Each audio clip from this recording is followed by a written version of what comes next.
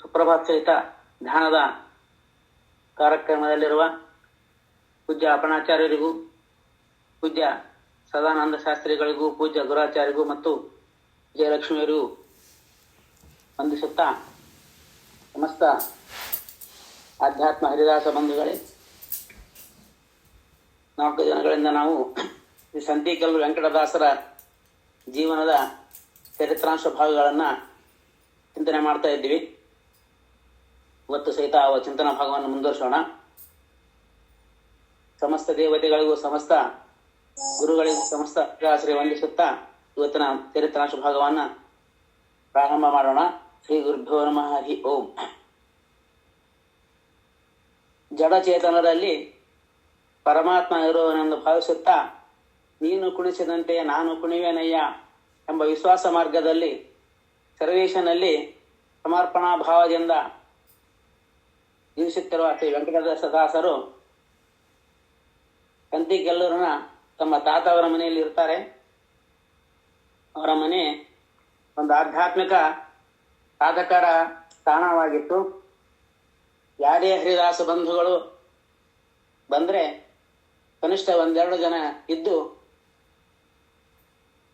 ಕೊನೆಗೆ ಸಪ್ತಾಹವರೆಗೂ ಇರ್ತಕ್ಕಂಥ ಸಂದರ್ಭಗಳು ಬರ್ತಿದ್ದು. ವಾಸ್ತವ್ಯದೊಂದಿಗೆ ಇದ್ದು ದಿನಾಲು ಮಧ್ಯಮದ ಚಿಂತನೆ, ದಾಸರ ಕೃತಿ ಮಾಧುರ್ಯದ ಬಣ್ಣಗಳಾಗಿ ಮಧು ಸವಿದು ಸಂತಸಗಳ ಸಂದರ್ಭಗಳು ಇದ್ದು. ಅವರ ಮನೆಯಲ್ಲಿ ಬಂದಂಥ ಅತಿಥಿಗಳಿಗೆ ಉಪಹಾರ, ಭೋಜನೆ ಇತ್ಯಾದಿ ವ್ಯವಸ್ಥೆಗಳನ್ನು ಮಾಡ್ತಾ ಇದ್ರು. ಎಲ್ಲ ಸಾಧನಗಳ ವ್ಯವಸ್ಥೆ ಅವರ ಧರ್ಮಪತ್ನಿಯಾಗಿರ್ತಕ್ಕಂಥ ಅಮೃತಾಬಾಯಿಯವರು. ಗೃಹಿಣಿ ಗ್ರಹ ಮುಚ್ಯತೆ ಅಂತೇಳಿ ಹೆಣ್ಣು ಮಕ್ಕಳ ಪಾತ್ರ, ಧರ್ಮಪತ್ನಿಯರ ಪಾತ್ರ ಬಹಳ ಪ್ರಮುಖ. ಆ ರೀತಿಯಾಗಿ ಅನೇಕ ಜನ ಭಗವದ್ಭಕ್ತರು ವೆಂಕಟದಾಸರ ಮನೆಗೆ ಬರ್ತಾ ಇದ್ರು. ನಿನ್ನೆ ದಿವಸ ನಾವು ನೋಡಿದಂತೆ ಶ್ರೀ ಸ್ವಯಮೇಂದ್ರ ತೀರ್ಥರು, ನಾರಾಯಣ ತೀರ್ಥ ಶ್ರೀಪಾದಂಗಳವರು, ಆಮೇಲೆ ಭಂಡಾರಕೇರಿ ವಿದ್ಯಮಾನ ತೀರ್ಥರು ಈ ಒಂದು ಸಂತಿಕೆಲ್ಲ ಗ್ರಾಮಕ್ಕೆ ಆಗಮಿಸಿ ಅನುಗ್ರಹಿಸಿದರು ಅಂತೇಳಿ ಹೇಳಿದ್ವಿ. ಅದರಂತೆ ಕೋಸಿಗಿ ರಾಘವೇಂದ್ರಾಚಾರ್ಯರು, ಕೋಸಿಗಿ ಗುರಾಚಾರ್ಯರು, ಗೊರೇಬಾಳ ಹನುಮಂತರಾಯರು, ಮಧ್ವಾಚಾರ್ಯ ಹುನಗುಂದು, ಮುರಳೀಧರಾಚಾರ್ಯ ಗಲಗಲಿ, ವಿಠಲದಾವ್ ಲಿಂಗಸೂರು, ಈ ರೀತಿಯಾಗಿ ಅನೇಕ ಜನರು ಬಂದು ಈ ಒಂದು ಮಹತ್ ಸಾಧಕರ ಒಂದು ಸಾಧನೆಯನ್ನ ನೋಡಿ ಹರಿಸಿ ಹೋಗ್ತಾ ಇದ್ದರು. ಎಲ್ಲ ಅತಿಥಿಗಳ ಒಂದು ಜವಾಬ್ದಾರಿಯನ್ನ ಅಮೃತಾಬಾಯಿಯವರು ವಹಿಸಿಕೊಂಡು ಸರಿಯಾದ ಅನುಕೂಲಗಳನ್ನು ತಾವೇ ನಿರ್ವಹಿಸ್ತಕ್ಕಂಥ ದಿಟ್ಟರು. ರಾಮಸುಂದರು ತಮ್ಮ ಆಶ್ರಯದಲ್ಲಿ ಹೆಣ್ಣು ಮಕ್ಕಳ ಒಂದು ಜೀವನ ಚರಿತ್ರೆಯನ್ನ, ಜೀವನ ಹೇಗಿರ್ಬೇಕು ಎಂಬುದನ್ನು ನಿರೂಪಿಸಿದ್ದಾರೆ. ಆ ಒಂದು ಹಾಡಿನ ಮೂಲಕ ನಾನೀಗ ನಿರೂಪಿಸ್ತಾ ಇದ್ದೇನೆ. ಸುಖದಿ ಜೀವಿಸು ಬಾಲೆ ಸುಗುಣಶೀಲೆ, ಸುಖದಿ ಜೀವಿಸು ಬಾಲೆ, ಸುಖದಿ ಜೀವಿಸು ಬಾಲೆ ಸುಕುಮಾರಿ ಗುಣಶೀಲೆ, ರುಕುಮಿಣೀಶನ ಭಕುತಳೆನಿಸಿದ ಸಖುದೇವಿಯಂತೆನಿ ಸಕಲ ಭಾಗ್ಯದಿ ಸುಖದಿ ಜೀವಿಸು ಬಾಲೆ, ಉಸುರೊತ್ತು ಮಾರಿಂದಲಿ ಗುರು ಮಂತ್ರೋಪದೇಶವ ಕೊಳ್ಳುತ್ತಲಿ, ಪ್ರತಿ ದಿವಸ ತಪ್ಪದೆ ಬ್ಯಾಸರಿಯದೆ ನಿತ್ಯದಲ್ಲಿ, ಸದ್ಭಕ್ತಿ ಪೂರ್ವಕ ದಾಸರ ಪದ ನಿತ್ಯದಲ್ಲಿ ನೀ ಪಾಡುತ್ತಲಿ, ಲೇಷವಾದರೂ ಸುಜನ ವೃಂದಕ್ಕೆ ದೂಷಿಸದೆ ಬಹುದೋಷ ಕಂಜುತ, ವಾಸುದೇವನ ವಾಸರದಿ ಉಪವಾಸವನು ಲೇಸಾಗಿ ಮಾಡುತ್ತಾ, ಸುಖದಿ ಜೀವಿಸು ಬಾಲೆ, ಭಾವ ಭಕ್ತಿಲಿರುತ್ತಾ ಗೋತುಳಸಿ ವೃಂದಾವನ ಪೂಜಿಸುತ್ತಾ, ವಿನಯದಿ ಅತ್ತೆ ಮಾವರ ನುಡಿ ಕೇಳುತ್ತಾ, ಕೈ ಪಿಡಿದ ಪತಿ ಪರದೇವನು ಎಂದೆನ್ನುತ್ತಾ, ಸಲೆ ಸೇವೆ ಸಲ್ಲಿಸುತ್ತಾ, ಆವ ಕಾಲಕ್ಕೂ ಕಪಟ ಮತಿಗಳ ಠಾವಿಗೋಗದೆ ಪರರ ಒಡವೆಯ ಬೇವಿನಂದದಿ ಭಾವಿಸುತ್ತ ಸಂಭಾವಿತಳು ನೀನಾಗಿ ಜಗದೋಳ್ ಸುಖದಿ ಜೀವಿಸು ಬಾಲೆ. ಮಂದಮತಿಯರ ಕೂಡದೆ ಎಂದೆಂದಿಗೂ ಪರನಿಂದೆ ಮಾತುಗಳಾಡದೆ ಅವರೊಲಿಮೆಯಿಂದಲೇ ಕಂದನ ಪಡೆ ಪ್ರೇಮದೆ ಸಂದೇಹ ಪಡದೆ ತಂದೆ ತಾಯಿಗೆ ಕುಂದು ತಾರದೆ ನಂದ ಕಂದ ಮುಕುಂದ ಶ್ಯಾಮ ಸುಂದರನ ಶುಭ ನಾಮ ಬಿಡದಲೆ ಒಂದೇ ಮನದಲ್ಲಿ ಧ್ಯಾನಿಸುತ್ತ ಚಿರ ಸುಖದಿ ಜೀವಿಸು ಬಾಲೆ. ಸುಗುಣಶೀಲೆ ಸುಖದಿ ಜೀವಿಸು ಬಾಲೆ. ಈ ರೀತಿಯಾಗಿ ರಾಮಸುಂದರದಾಸರ ಆಶೀರ್ವಾದ ಮಾಡಿರ್ತಕ್ಕಂಥ ರೀತಿಯಲ್ಲಿ ಆ ಅಮೃತಬಾಯಿಯವರ ಜೀವನ ನಡೀತಾ ಇತ್ತು. ವೆಂಕಟರಾಯ ದಂಪತಿಗಳಿಗೆ ಸುಮಾರು 9 ಜನ ಹೆಣ್ಣು ಮಕ್ಕಳು, 3 ಜನ ಗಂಡು ಮಕ್ಕಳು. ಈ 9 ಜನ ಒಟ್ಟು 9 ಜನ ಹೆಣ್ಣು ಮಕ್ಕಳು ಮತ್ತು 4 ಜನ ಗಂಡು ಮಕ್ಕಳು. 13ರಲ್ಲಿ 6 ಜನ ಹೆಣ್ಣು ಮಕ್ಕಳು, 3 ಗಂಡು ಮಕ್ಕಳು ನಾವು ಈಗ ಇದ್ದೇವೆ. ಅನುಕ್ರಮವಾಗಿ ಜ್ಯೇಷ್ಠ ಪುತ್ರಿ ಹನುಮಕ್ಕ, ನಂತರದಲ್ಲಿ ಜಯಲಕ್ಷ್ಮಿಯವರು, ಆನಂತರದಲ್ಲಿ ಹನುಮಂತರಾಯರು, ತ್ರಿವೇಣಿಬಾಯಿಯವರು, ಸ್ವಾಮಿರಾಯ, ಗೀತಾಬಾಯಿ, ನಾನು ಶ್ರೀನಿವಾಸ ಮೂರ್ತಿ, ನನ್ನ ತಂಗಿ ಭಾರತಿ ಬಾಯಿ ಮತ್ತು ತುಳಸಬಾಯಿ ಅಂತೇಳಿ ಹೀಗೆ 3 ಗಂಡು 6 ಹೆಣ್ಣು ಮಕ್ಕಳು ತುಂಬಿದ ಸಂಸಾರದಲ್ಲಿ ಮನೆಯಲ್ಲಿ ನಾದನೆ ಮೈದನ ಊರಿಗೆತ್ತಿ ಹೀಗೆ ಅಮೃತವ ತುಂಬಾ ಸಂಸಾರದ ಹೊಂದಾಣಿಕೆಯಲ್ಲಿ ಶ್ರಮಿಸಿ ಯಾರಿಗೂ ಏನು ಮಾತಾಡದೆ ಹರಿಭಕ್ತಿಯನ್ನು ಬೆಳೆಸಿಕೊಂಡು ಪತಿಗೆ ಸಹಕಾರಿಯಾಗಿ ಜೀವನ ನಡೆಸ್ತಾ ಇದ್ದರು. ಇಷ್ಟು ತುಂಬಿದ ಸಂಸಾರ ಇದ್ದರೂ ಸಹಿತ ವೆಂಕಟದಾಸರು ಕುಟುಂಬದ ನಿರ್ವಹಣೆ ಕುರಿತಂತೆ ಕೆಲ ಮಾತ್ರ ಹಚ್ಚಿಕೊಳ್ಳದೆ ನಿರ್ಲಿಪ್ತತೆಯಿಂದ ಇರ್ತಾ ಇರತಕ್ಕಂಥ ಮಹಾನುಭಾವರು. ಯಾವಾಗಲೂ ಪರಮಾತ್ಮನ ಧ್ಯಾನದೊಂದಿಗೆ ಪರಮಾತ್ಮ ರೂಪಗಳ ಪ್ರತಿಯೊಂದು ಕಾರ್ಯದಲ್ಲೂ ನೆನೆಸಿಕೊಳ್ಳುತ್ತಾ ಕರ್ಣಿಕ ವೃತ್ತಿಯ ಜವಾಬ್ದಾರಿಯನ್ನ ಸಮಗ್ರವಾಗಿ ನಿರ್ವಹಿಸ್ತಾ ಇದ್ದರು. ಜನರಲ್ಲಿ ಸಹಿತ ನಿಶ್ಚಿಂತೆ ಇತ್ತು. ಯಾಕಂದ್ರೆ ಇವರ ಆಡಳಿತ ಹಾಗೆ ಇತ್ತಲ್ವಾ, ಪ್ರತಿಯೊಂದು ನ್ಯಾಯಗಳನ್ನ ಇತ್ಯರ್ಥಪಡಿಸುವ ಚಾಣಾಕ್ಷತೆ ಅವರಲ್ಲಿ ಇತ್ತು ಮತ್ತು ತಪ್ಪು ಮಾಡದ ನಿರ್ದಾಕ್ಷಿಣ್ಯವಾದ ಶಿಕ್ಷೆಯನ್ನ ಅವರು ವಿಧಿಸ್ತಾ ಇದ್ದರು. ಸರ್ವ ಮತದ ಧರ್ಮಗಳನ್ನ ಅವರು ಸಮಾನವಾಗಿ ಕಂಡು ಮೇಲ್ವಚನೆ ಮಾಡ್ತಕ್ಕಂಥ ರೀತಿಯಲ್ಲಿ ಅವರು ಗ್ರಾಮಗಳನ್ನ ಹತೋಟಿಗಿರ್ತಕ್ಕಂಥ ವ್ಯಕ್ತಿಗಳು. ಹೀಗೆ ಇರುವಾಗ ಅವರಿಗೆ ಮತ್ತೊಂದು ಜೀವನದಲ್ಲಿ ಘಟನೆ ಸಂಭವಿಸ್ತಾ ಇದೆ. ಈಗಾಗಲೇ ತಮ್ಮ ತಾತ ಅಜ್ಜಿಯನ್ನ ಕಳೆದುಕೊಂಡ ಅಗಲಿಕೆಯಲ್ಲಿ ಇದ್ರೂ ಸಹಿತ ಅದನ್ನ ತಮ್ಮ ಸ್ವಭಾವದಿಂದ ಹರಿಭಕ್ತಿಯ ಒಂದು ಪ್ರಭಾವದಿಂದ ಅದನ್ನು ಮರೆಮಾಚಿಕೊಂಡು ಇರ್ತಕ್ಕಂಥ ಸಮಯದಲ್ಲಿ ಈ ಒಂದು ಲೌಕಿಕ ಕೆಲಸದ ನಿಮಿತ್ತ ಅವರು ಲಿಂಗಸೂರ ಕಚೇರಿ ಹೋಗಿರ್ತಾರೆ. ಬರುವಾಗ ಒಬ್ಬ ಯಾವನೋ ಅಪರಿಚಿತ ವ್ಯಕ್ತಿ ವೆಂಕಟದಾಸ ಹತ್ತಿರ ಬಂದು ಆತ ಒಂದು ವೀಳೆಯನ್ನು ಕೊಡ್ತಾನೆ. ಆಗಿನ ಕಾಲದಲ್ಲಿ ವೀಳ್ಯ ಕೊಡೋದು ಬಹಳ ಪ್ರಮುಖ ವಿಷಯ ಆಗಿತ್ತು. ಅವರು ಹಿಂದೆ ಮುಂದೆ ಏನು ನೋಡ್ಲೇ ಇಲ್ಲ. ಯಾವ ಪಾಪ ರೈತ ಬಹಳ ಪ್ರೀತಿ ಅಭಿಮಾನದಿಂದ ವೀಳ್ಳೆಯನ್ನು ಕೊಡ್ತಾನ ಅಂತ ಹೇಳಿ ಅದನ್ನ ಸ್ವೀಕಾರ ಮಾಡ್ತಾರೆ. ಜಿಗಿಯಲು ಪ್ರಾರಂಭ ಮಾಡ್ತಾರೆ ಬಾಯಲ್ಲಿ ಇಟ್ಕೊಂಡು. ಅದು ಏನಾಗಿತ್ತಂದ್ರೆ, ಆ ರೈತ ತನ್ನ ಊರಿನ ಕುಲಕರ್ಣಿಕೆ ಒಂದು ತಕಾರ ವೈಷಮ್ಯದಲ್ಲಿ ಆ ಕುಲಕರ್ಣಿಯವರನ್ನ ಮುಗಿಸಬೇಕು ಎಂಬ ವಿಚಾರದಿಂದ ಆ ವೀಳೆಯನ್ನು ತಂದಿರ್ತಾನೆ. ಆತ ತಮ್ಮ ಊರಿನ ಕುಲಕರ್ಣಿಯರು ಅಂತ ಹೇಳಿ ತಿಳ್ಕೊಂಡು ವೆಂಕಟದಾಸರಿಗೆ ಆ ವೀಳೆಯನ್ನ ಕೊಟ್ಟು ಬಿಡ್ತಾನೆ. ಅದರಲ್ಲಿ ಮದ್ದು ಇರುವುದರಿಂದ ವೆಂಕಟದಾಸರು ಬಹಳ ಒಂದು ಕುತ್ತು ಬರ್ತಾ ಇದೆ, ಪ್ರಾಣಾಪಾದ ಕುತ್ತು ಬರ್ತಾ ಇದೆ.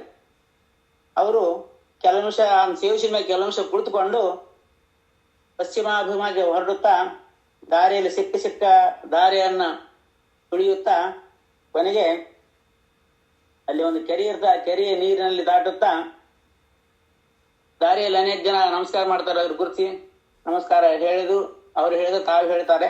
ಹೇಳಿ ಹಾಗೆ ಏನೋ ಪ್ರತಿಕ್ರಿಯೆ ಮಾಡದೆ ಮುಂದೆ ಹೋಗಿ, ಆ ಟೈಮ್ ಮುಸ್ಸಂಜೆ ಹೊತ್ತಾಗಿರ್ತದೆ, ಹೋಗಿ 2 ಕಿಲೋಮೀಟರ್ ನಡೀತಾರೆ. ನಡೆದು ಮುಂದೆ ಒಂದು ಲಿಂಗಸೂರ ಹತ್ತಿರ ಒಂದು ಕರಡಕಲ್ ಗ್ರಾಮ ಇದೆ. ಆ ಗ್ರಾಮದ ಬಾವಿಯಲ್ಲಿ ಹೋಗಿ ಅವ್ರು ಬಿದ್ದು ಬಿಡ್ತಾರೆ.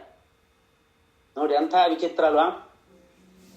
ಕೆರೆ ನೀರಿನ ಈ ಬಾವಿಯಲ್ಲಿ ತಳವೇ ಸಿಗದಷ್ಟು ನೀರು ಇರ್ತದೆ, ಸಾಕಷ್ಟು ಹಾವುಗಳಿರ್ತವೆ ಆ ಬಾವಿಯಲ್ಲಿ, ಗಾಢ ಕತ್ತಲೆ ಇರ್ತದೆ. ಅದು ಗ್ರಾಮದ ಹೊರಗೆ ಇರುವುದರಿಂದ ಯಾರ ಶಬ್ದ ಸುಳಿವು ಸಹಿತ ಅಲ್ಲಿ ಇರುವುದಿಲ್ಲ. ಅಂತ ಬಾವಿಯಲ್ಲಿ ಇವರು ಹೋಗಿ ಬಿದ್ದು ಬಿಡ್ತಾರೆ. ಪರಮಾತ್ಮನ ಸಂಕಲ್ಪ, ಏನೂ ಮಾಡಕ್ಕಿಲ್ಲ, ನೀನು ಕುಣಿಸಿದಂತೆ ನಾನು ಕುಣಿವೇನಯ್ಯ, ಇಟ್ಟಾಂಗೆ ಇರುವೇನು ಹರಿಯೇ ಅಂತ ಹೇಳಿ ಇರುತ್ತದೆ ಮನುಷ್ಯನ ಜೀವನ. ರಾತ್ರಿ ಮುಗೀತದೆ, ಅರುಣೋದಯ ಆಗ್ತದೆ. ಮನೆಗೆ ದಾಸರು ಬರಲಿಲ್ಲ ಅಂತ ಹೇಳಿ ಎಲ್ಲ ಮನೆಯಲ್ಲಿ ಗ್ರಾಮದಲ್ಲಿ ಆತಂಕದ ವಾತಾವರಣ ಇರ್ತದೆ. ಆ ಕಾಲದಲ್ಲಿ ಪ್ರಸಿದ್ಧರಾಗಿರ್ತಕ್ಕಂಥ ಸಂತಿಕಲ್ಲು ಸಹಕಾನ ಮನೆತನದ ಶಿವಬಸಪ್ಪನವರು ಮತ್ತು ಇನ್ನೊಬ್ಬ ಲೌಕಿಕ ವ್ಯಕ್ತಿಯ ಮಡ್ಡಿಕಾರ್ ಅಮರಪ್ಪ ಅವರು ಚಿಂತೆ ಮಾಡ್ತಾರೆ, ಯಾಕೆ ಕುಳ್ಕೊಂಡ್ರು ಬರಲಿಲ್ಲ, ಎಲ್ಲಿದ್ದಾರೆ ಅಂತ ಹೇಳಿ ಹೊರಟಾಗ ಬೆಳಗ್ಗೆ ಅಲ್ಲಿ ಅನೇಕ ಜನ ವಾಯುವಿಹಾರಕ್ಕಾಗಿ ಬರ್ತಾ ಇದ್ರು. ಬರ್ತಾ ಸಮಯದಲ್ಲಿ ಆ ಒಂದು ಉಷಾ ಕಾಲದ ಪ್ರಶಾಂತತೆಯಲ್ಲಿ ಆ ಕೂಪದಿಂದ ಒಂದು ಕ್ಷೀಣ ಧ್ವನಿಯಲ್ಲಿ ಹರಿನಾಮ ಸ್ಮರಣೆ ಜಪದ ಒಂದು ಪಠಣ ಅಸ್ಪಷ್ಟವಾಗಿ ಕೇಳ್ತಾ ಇರ್ತದೆ. ಅಲ್ಲಿ ಹೋಗ್ತಕ್ಕಂಥ ಜನ ನಿಂತುಕೊಂಡು ಮತ್ತೊಂದ್ಸಲ ಕೇಳಿಸಿದಾಗ ಹೋಗಿ ಆ ಕೂಪದಲ್ಲಿ ಇಣಿಕೆ ನೋಡ್ತಾರೆ. ಅಲ್ಲಿ ಕುಲಕರ್ಣಿ ವೆಂಕಟರಾಯರು ನಿಂತಿರ್ತಾರೆ. ಬೆಳಗಿನ ಜಾವದವರೆಗೂ ಹರಿನಾಮ ಜಪವನ್ನ ಮಾಡುತ್ತಾ ಇಡೀ ರಾತ್ರಿ ದೇಹ ನೀರಿನೊಳಗೆ ನಿಂತುಕೊಂಡು ಅವರ ಕಂಠಭಾಗ ಮಾತ್ರ ಕಾಣ್ತಾ ಇರದಂತೆ. ತುಟಿಗಳು ಮತ್ತು ಉಸಿರಾಟ ಸ್ಪಷ್ಟವಾಗಿರ್ತದೆ. ತುಟಿಗಳು ಜಪ ಮಾಡ್ತಕ್ಕಂಥ ರೀತಿಯಲ್ಲಿ ಕಾಣ್ತಾ ಇದ್ದಾವೆ. 100 ಸರ್ಪಗಳು ಅದರಲ್ಲಿ ಓಡ್ತಾ ಇದ್ದಾವೆ. ಒಂದು ದೊಡ್ಡ ಸರ್ಪ ಅವರನ್ನ ಸುತ್ತಿಗೊಡ್ಡಿತಂತೆ. ಬಾವಿಯಲ್ಲಿ ಬಿದ್ದು ಅಣಿಕೆ ನೋಡಿದಾಗ ಅವ್ರಿಗೆ ಗೊತ್ತಾಗ್ತದೆ. ಪಚ್ಚೆ ಹಿಡಿತಾರೆ ಇವರು ಸಂತಿಕಲ್ಲೂರು ಕುಲಕರ್ಣಿ ವೆಂಕಟರಾಯರು ಅಂತ ಹೇಳಿ. ಅನೇಕ ಜನ ಅಲ್ಲಿ ಕೂಡ್ತಾರೆ. ಎಲ್ಲರೂ 4 ಜನ ಕೂಡಿಕೊಂಡು ಅವ್ರನ್ನ ಮೇಲಕ್ಕೆ ತರ್ತಾರೆ. ಮೇಲಕ್ಕೆ ತಂದಾಗ ಅವರು ಯಾವುದೇ ಬಾಧೆ ಆಗಿರೋದಿಲ್ಲ. 100 ಸಾವಿಗಳು, 100 ಹಾವುಗಳು, ಘಟಸರ್ಪ ಅವ್ರ ಮೈ ಸುತ್ಕೊಂಡಿರ್ತದೆ. ಹೊರಗೆ ಬಂದಾಗ ಅವರ ಮೈಯಿಂದ ಸುವಾಸನೆ ಬರ್ತಾ ಇತ್ತಂತೆ. ರಾತ್ರಿ ಇಡೀ ನೀರಿನಲ್ಲಿ ನೆನೆದ್ದರೂ ಸಹಿತ ಅಲ್ಪ ಸ್ವಲ್ಪ ಬಳಕೆ ಬಿಟ್ಟರೆ ದೇಹಕ್ಕೆ ಏನೂ ಬಾಧೆ ಆಗಿರ್ಲಂತ. ಅಲ್ಲಿ ನೆರೆದಿರ್ತಕ್ಕಂಥ ಎಲ್ಲ ಜನ ಈ ಅಸಾಧ್ಯ ದೃಶ್ಯವನ್ನು ಕಂಡು ದಿಗ್ಭ್ರಮೆಗೊಳ್ತಾರೆ. ಶೇಷಿಶಾಯನ್ನು ನಂಬಿ ರಾತ್ರಿ ಇಡೀ ಶ್ರೀಶನ ಜಪ ಮಾಡುತ್ತಾ ನಿಂತಿದ್ದ ವೆಂಕಟದಾಸರು ಅಂತ ಗುರುತಿಸಿ ಅವರನ್ನ ಮನೆಗೆ ತಂದ್ಬಿಡ್ತಾರೆ. ವೆಂಕಟದಾಸರು ತಮ್ಮ ತಪೋಬಲದಿಂದ ಅದನ್ನ ಜಯಿಸಿದ್ದು ಸಾಮಾನ್ಯವಲ್ಲ. ಬಾವಿಯಲ್ಲಿ ಆ ರಾತ್ರಿ ಪರ್ಯಂತ ನಿಲ್ಲಲು ಅವ್ರಿಗೆ ಒಂದು ಘಟಸರ್ಪ ಆಸರೆ ಆಗಿತ್ತಂತೆ. ನೋಡಿ, ಘಟಸರ್ಪ ಅವ್ರಿಗೆ ಕಚ್ಚಿಲ್ಲ, ಅವ್ರಿಗೆ ಆಸರೆ ಆಗಿ ನಿಂತಿತ್ತಂತೆ. ಈ ರೀತಿಯಾಗಿ ವೆಂಕಟದಾಸರು ಒಂದು ಕುತ್ತನ್ನ ತಮ್ಮ ತಪೋಬಲದಿಂದ ಅದನ್ನು ಪಾರು ಮಾಡಿಕೊಂಡಿದ್ದಾರೆ. ಇಲ್ಲಿ ಇನ್ನೊಂದು ಮಾತು ಹೇಳ್ತಾರೆ.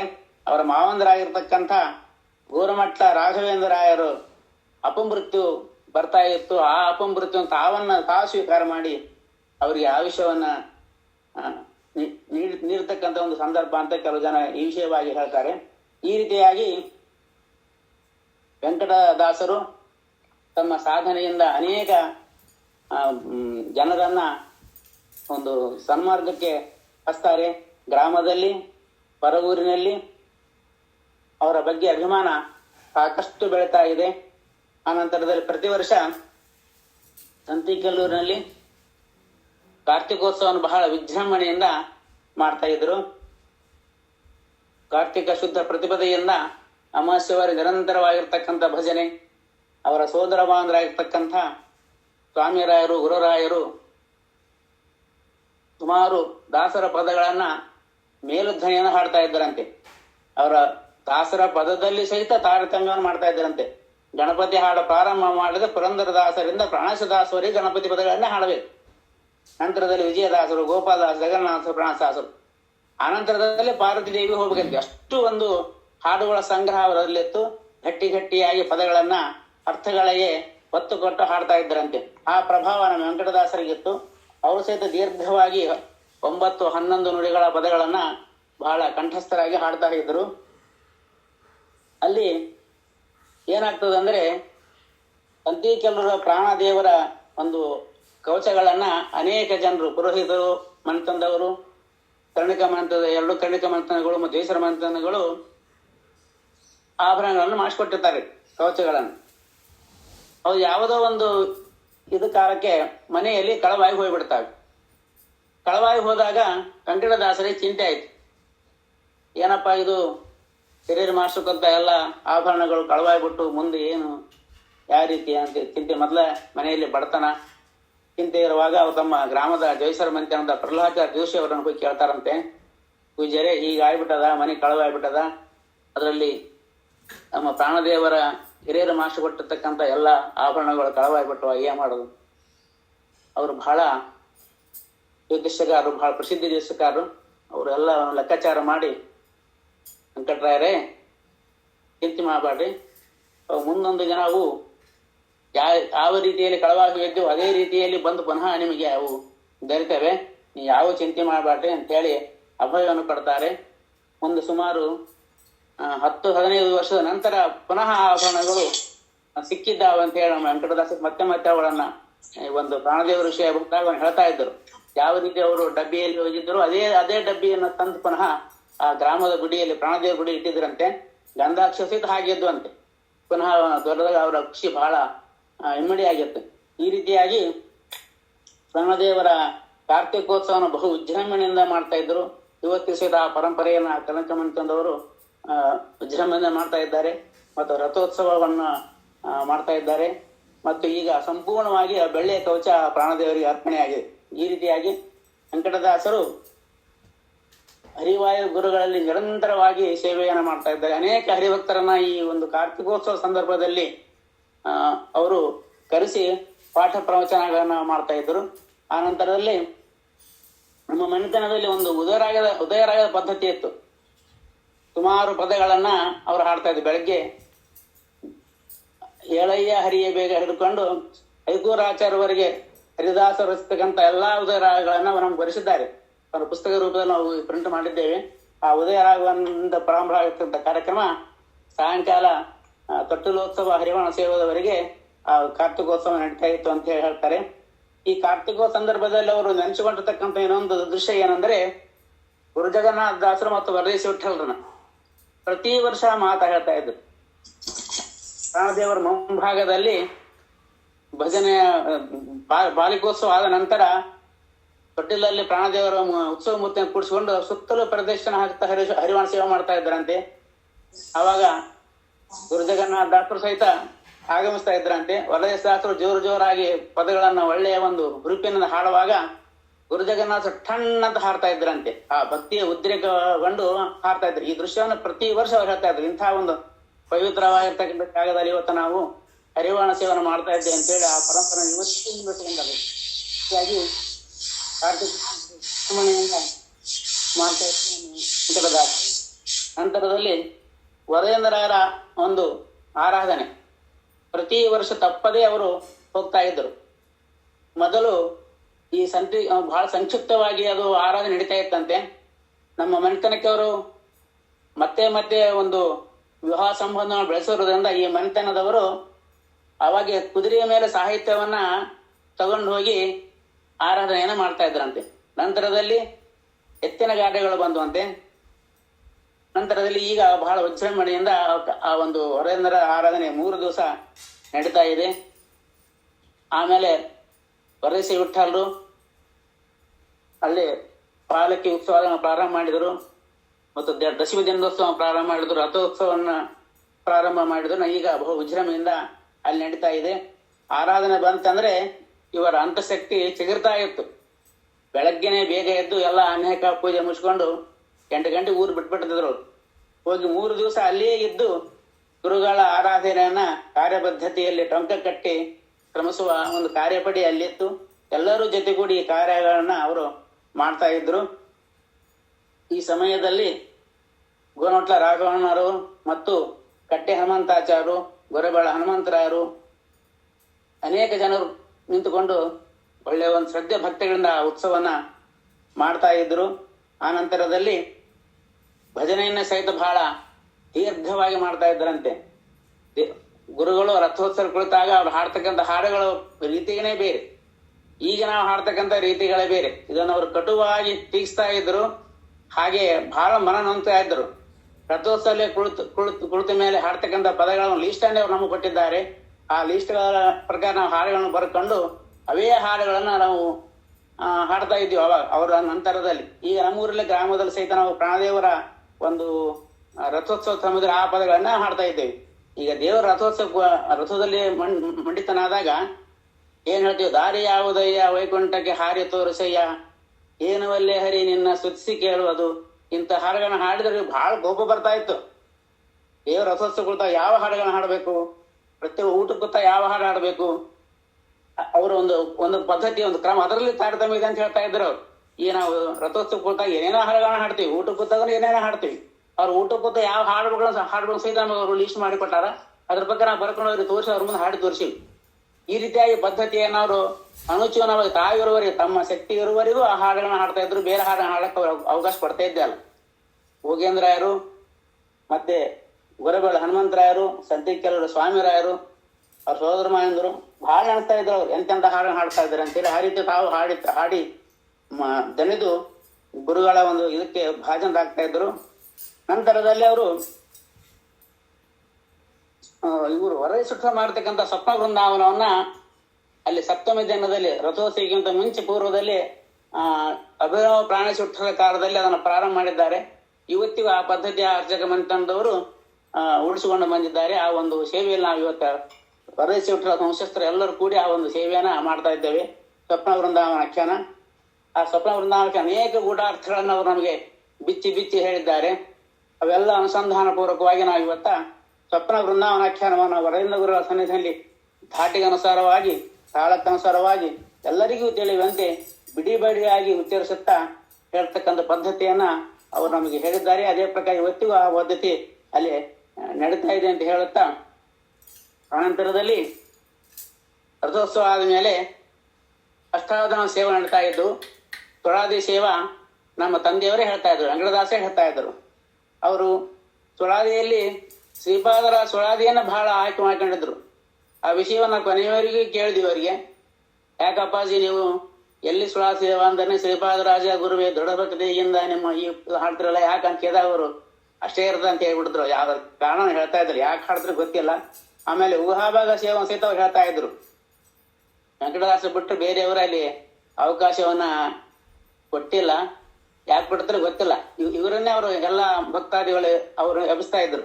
ಉಗಾಭಾಗ ಸೇವಾ ಹೇಳ್ತಕ್ಕಂಥ ಉಗಾಭಾಗ ಯಾವ್ದಂದ್ರೆ, ಬಂದ ದುರಿತಗಳೆಲ್ಲ ಬಯಲ ಮಾಡುವ ಸ್ವಾಮಿ, ನಿಂದಿಸುವರನ್ನ ಶಿಕ್ಷಿಸಲರಿಯನೇ, ತಂದೆ ತಾಯಿ ಸಕಲ ಬಂಧು ಬಳಗವಾಗಿ, ಹಿಂದೆಯೆಂದು ಮುಂದೆ ಎಂದಿಗೂ ಇಂದಿರಾರಮಣತ ಒಂದು ಕ್ಷಣ ಬಿಡದಲೇ, ನಿಂದು ಪಾಲಿಪನು ಆನಂದ ಫಲದ ಮಂದಮತಿ ಮನವೇ ಹಾಗೆಂದು ಯೋಚಿಸುತ್ತಿಪ್ಪೆ, ಒಂದನ್ನ ಕಾರ್ಯ ನಿನ್ನಿಂದಾದೆ, ಹಿಂದೆ ಸಲಹಿದಾತ ಮುಂದೆ ಪರೆಯದೆ ಬಿಡನು, ಸಂದೇಹ ಸಲ್ಲ ಎಂದೆಂದಿಗಿನ್ನು, ಸಂದರ್ಪನಯ್ಯ ಶ್ರೀ ಪ್ರಾಣೇಶ ವಿಠಲ, ಮನಕ್ಕೆ ಬಂದಂತೆ ಮಾಡಿಸುವೆ ನಿಶ್ಚಯ.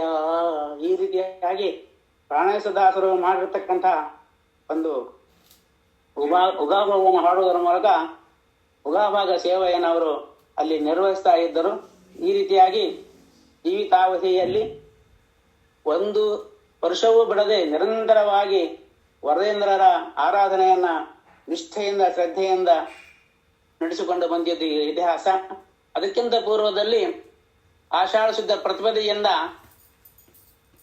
ಪಂಚಮಿಯವರೆಗೆ ನಮ್ಮ ಮನೆಯಲ್ಲಿ ನಿತ್ಯ ಒಂದು ವಾರ ಒಂದು 5 ದಿವಸ ಇಲ್ಲ ಆಗ್ತಿತ್ತು. 2 ದಿವಸ ವರೇಂದ್ರ ಸನ್ನಿಧಾನದಲ್ಲಿ ಸ್ವಪ್ನ ವೃಂದಾವನಾಖ್ಯನ ಒಂದು ಚರಿತ್ರೆಯನ್ನು ನಾವು ಪಾರಾಯಣ ಮಾಡ್ತೀವಿ. ಇವತ್ತಿಗೂ ನಮ್ಮ ಮನೆತನದವರು ಮತ್ತೆ ನಮ್ಮ ಮನೆತನ ಹೆಣ್ಮಕ್ಳು ತಮ್ಮ ಗಂಡನ ಮನೆಗೆ ಹೋದ ಸಹಿತ ಆ ಒಂದು ಪಾರಾಯಣ ಪದ್ಧತಿಯನ್ನ ನಿರ್ವಹಿಸಿಕೊಂಡಿದ್ದಾರೆ.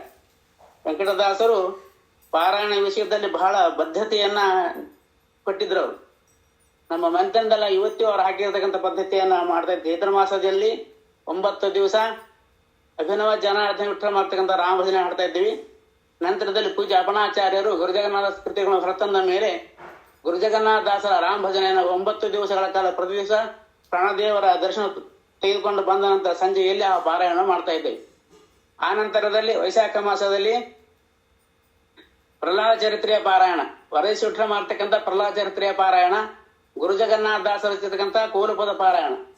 ಆ ನಂತರ ಆಷಾಢ ಮಾಸದಲ್ಲಿ 1 ವಾರ ವರದೇಶಿ ವಿಠ್ಠಲ ನಿರ್ಮಿಸಿರ್ತಕ್ಕಂಥ ಸ್ವಪ್ನ ವೃಂದಾವನ ಚರಿತ್ರೆಯನ್ನು 1 ವಾರಗಳ ಕಾಲ ಪಾರಾಯಣ.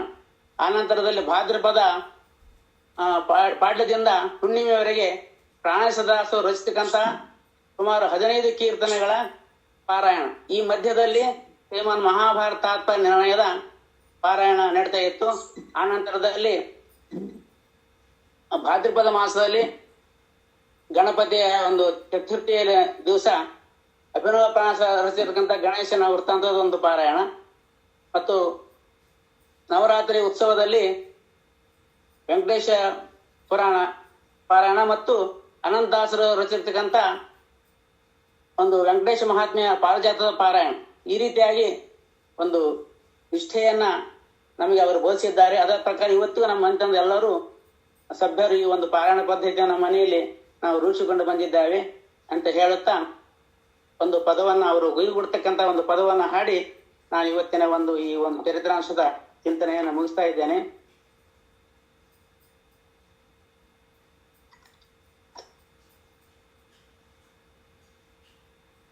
ಎನ್ನ ಸ್ವಾಮಿ ಎನ್ನ ಸರ್ವಸ್ವಾಮಿ ಭಿನ್ನರಹಿತ ಅಖಿಲ ಜಗದಂತರ್ಯಾಮಿ ಎನಗಾವಗತಿಯು ಎನಗಾವಗತಿಯು ಬಂದ ಕಾರ್ಯವಾಗಲಿಲ್ಲ ಎಂದು ಬ್ರಹ್ಮ ದೇಹ ಧರಿಸಿ ಮುಂದೆ ಗತಿ ಯಾವುದಯ್ಯ ಸಿಂಧು ಶಯನ ಅರವಿಂದ ನಯನ ಅರವಿಂದ ನಯನ ಅವಗತಿಯೋ ಎನಗಿನ್ನಾವಗತಿಯೋ ಎನ್ನ ಸ್ವಾಮಿ ಎನ್ನ ಸರ್ವಸ್ವಾಮಿ ನಿತ್ಯವೆಲ್ಲ ದೇಹ ಆಯು ವ್ಯರ್ಥ ಕಳೆದು ಹೋಗುತ್ತಿದೆ ಮತ್ತೆ ಈ ಪರಿಯ ಕಾಯಬಹುದೆಂತೋ ನೀ ಕಾವುದೆಂತೋ ಏಸೆ ವಿಷಯ ಸುಖವ ಬಯಸೆ ಲೇಸೋ ಎಂದು ತಿಳಿದು ಮಮತೆ ಪಾಶದೋಳು ಕಟ್ಟು ಬಿದ್ದು ಕ್ಲೇಶ ಪಡುವೆ ಮೇಲಾಸೆ ಪಡುವೆ ಎನ್ನ ಸ್ವಾಮಿ ಎನ್ನ ಸರ್ವಸ್ವಾಮಿ ಇನ್ನ ರೈತ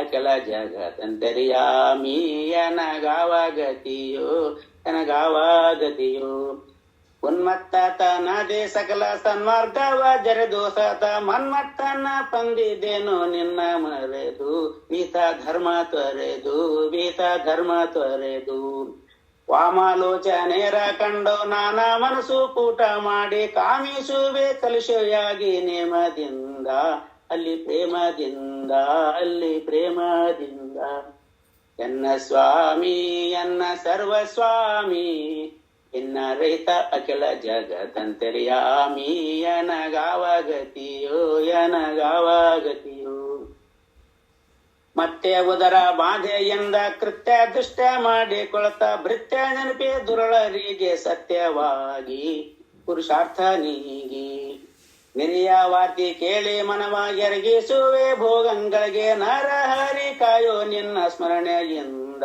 ಬಲು ಕರುಣೆಯಿಂದ ಪರಲ ವಿತ್ತ ಪದವಿ ಕಂಡು ಹರ್ಷ ಕ್ಲೇಶದೊಳಗೆ ಸಿಲುಕಿ ಎರಳು ಹಗಲು ಏಕವಾಗಿ ತೊಳಲುವೆನು ಅತಿ ಬಳಲುವೆನು ಎನ್ನ ಸ್ವಾಮಿ ಎನ್ನ ಸರ್ವಸ್ವಾಮಿ ಇನ್ನ ರೈತ ಅಖಿಲ ಜಗದಂತರ್ಯಾಮಿ ಎನಗಾವಗತಿಯೋ ಎನಗಾವಗತಿಯೋ ಆಗ ಜನಗೆ ಅಂಬುಜನಾಭ ಭಾಗವತ ಕೇಳೆ ಮನಸ್ಸು ಹೇಗೆ ನಾ ನಿನ್ನ ದಾಸನಾಗುವೇನೋ ಈ ಭವನಿಗುವೇನು ಈ ಭವನಿಗುವೇನು ಧೈರ್ಯವಾಗ ಜನಗೆ ಭಕ್ತ ವರ್ಯರನ್ನು ಪಂದೋದಕ್ಕೆ ಚೌರ್ಯದಾಸನಾದ ಖ್ಯಾತೈಶ್ವರ್ಯ ಬಗಿಸಿ ವಿಷಯ ಧುರ್ಯ ನೆನೆಸಿ ಮನ ಧುರ್ಯ ನೆನೆಸಿ ಅವಗತಿಯೋ ಎನಗಿನ್ನಾವಗತಿಯೋ ಎನಗಿನ್ನಾವಗತಿಯೋ ಎನಗಿನ್ನಾವಗತಿಯೋ ದೀನ ರಕ್ಷಕ ದ್ವಿಜಾರುಡೆಯ ದಾನವಾರಿ ಜ್ಞಾನ ಪೂರ್ಣ ವೇಣುಗೋಪಾಲ ವಿಠಲ ಕರುಣಿ ಸಲಹು ನಿನ್ನ ಸ್ಮರಣೆ ಬಲವು ನಿನ್ನ ಸ್ಮರಣೆ ಬಲವು ಎನ್ನ ಸ್ವಾಮಿ ಎನ್ನ ಸರ್ವಸ್ವಾಮಿ ಎನ್ನ ರಹಿತ ಅಚಲ ಜಗತ್ತಂತರ್ಯಾಮಿ ಎನಗಾವ ಗತಿಯೋ ಎನಗಾವ ಗತಿಯೋ ಎನಗಾವ ಗತಿಯೋ.